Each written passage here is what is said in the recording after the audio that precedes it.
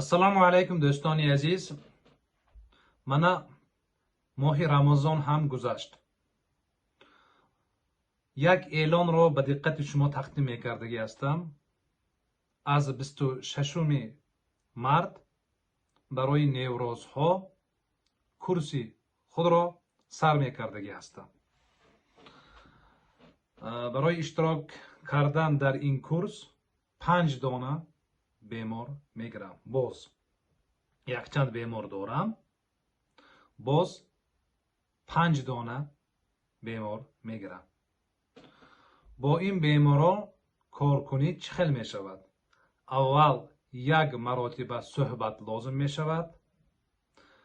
баъде ки суҳбат ё ин ки пеш аз суҳбат ман бояд ҳамаи қоғозҳои ҳамаи документҳои ҳамаи дорухатҳои беморро бояд бинам. бо ин дорухатҳо аз наздик шинос шавам.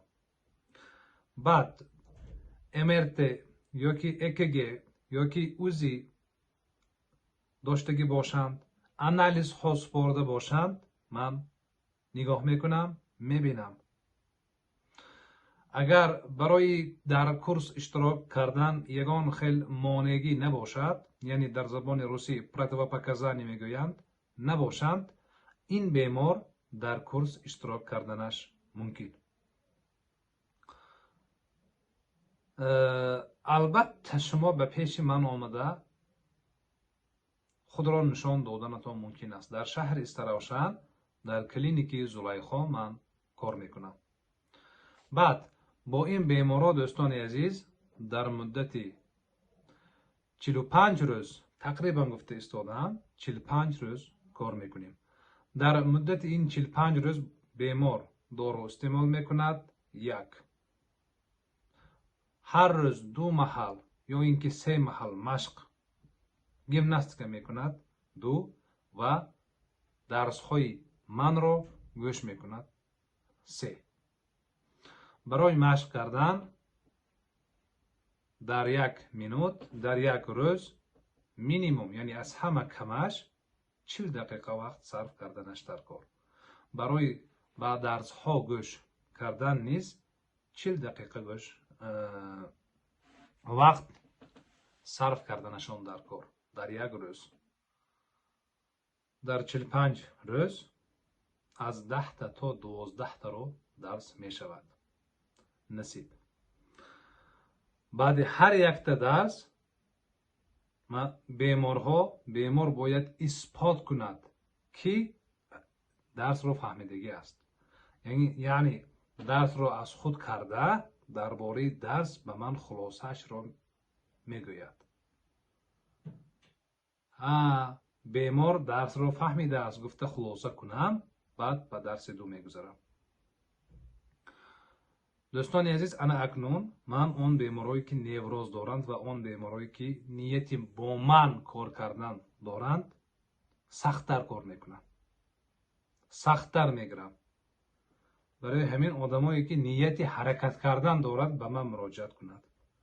духтур як дору бинавис, духтур як дору бигӯй, духтур кадом доруро истеъмол кунам нағз мешавад. баъзеҳо ана ҳамин хел саволҳоро медиҳад. ман ба ин хелҳо ҷавоб намедиҳам. тамом.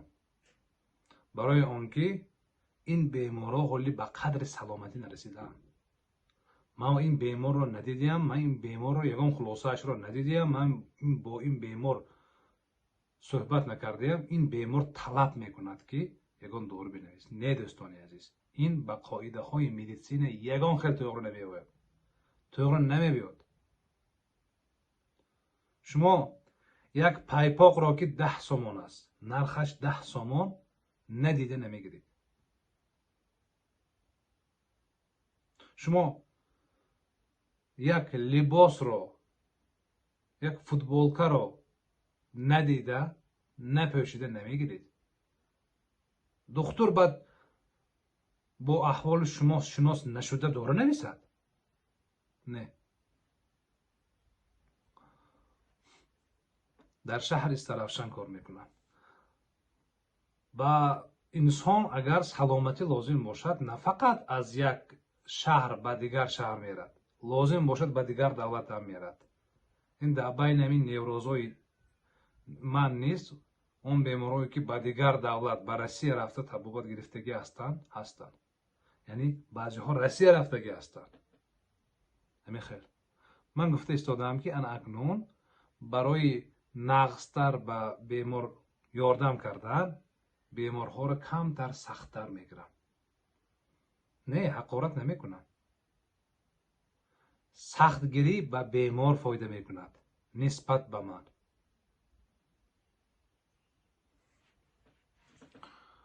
агар дигар роҳи осонро ёбед, марҳамат, ягон кас ба шумо мишат намекунад, ягон кас ба шумо монеъ намекунад, кунед.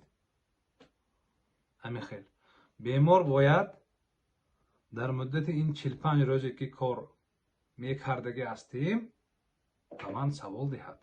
лозим бошад ҳар рӯз ба ман савол диҳад, ман ҷавоб мегардонам. ҳеҷ гап надорад. савол медиҳад, баъди 1 соат, баъди 2 соат, баъди 5 соат, баъди 10 соат ҷавобашро мегирад.